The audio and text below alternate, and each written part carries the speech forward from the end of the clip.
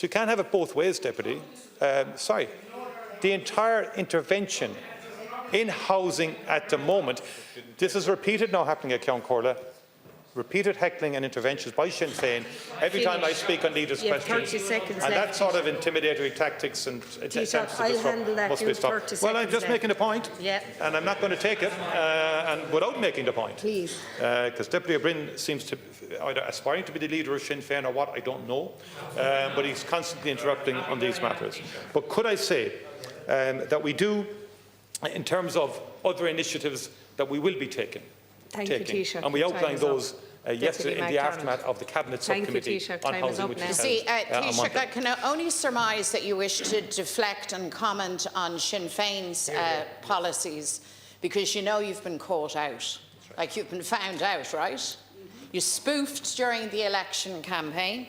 You presented a work of fiction, kind of fact flexibility from Fianna Fáil. What a novel thing, not. And now you're in the hot seat again, and there's an expectation of delivery. And you are showing no serious intent, much less any capacity, to actually deliver the affordable homes that working people require at scale. No interest, really, in taming runaway rents, far from it. You're quite happy to listen to your lobbyist friends, all of your old party political mates who now find themselves in other places of influence. You've missed social and affordable housing targets every single year on your watch. And the typical home, as I told you, is 200 grand more expensive than over a decade ago. You claim progress, but the Residential Property Price Index demonstrates that prices are up by 8.7% in the last 12 months. So you're failing, Taoiseach. Why don't you just stand up and accept that fact? Taoiseach, please. First of all, the difference in our policy platforms on housing are clear.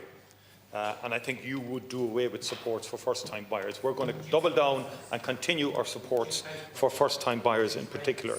And we have, in the first weeks of this government, substantially now increased allocations for social, affordable and cost rental, an additional 450 million.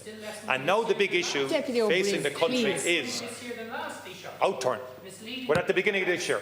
We're not misleading anybody, Deputy. Is this going to be a constant? Deputy, please stop interrupting. Deputy O'Brien, I've heard your leader Deputy, speak to it's the your chair. leader asking the question. Allow the Taoiseach to speak. Thank you. Thank you. This is a constant behavioural tactic of Sinn Féin to prevent the government side of the House to at least present its position.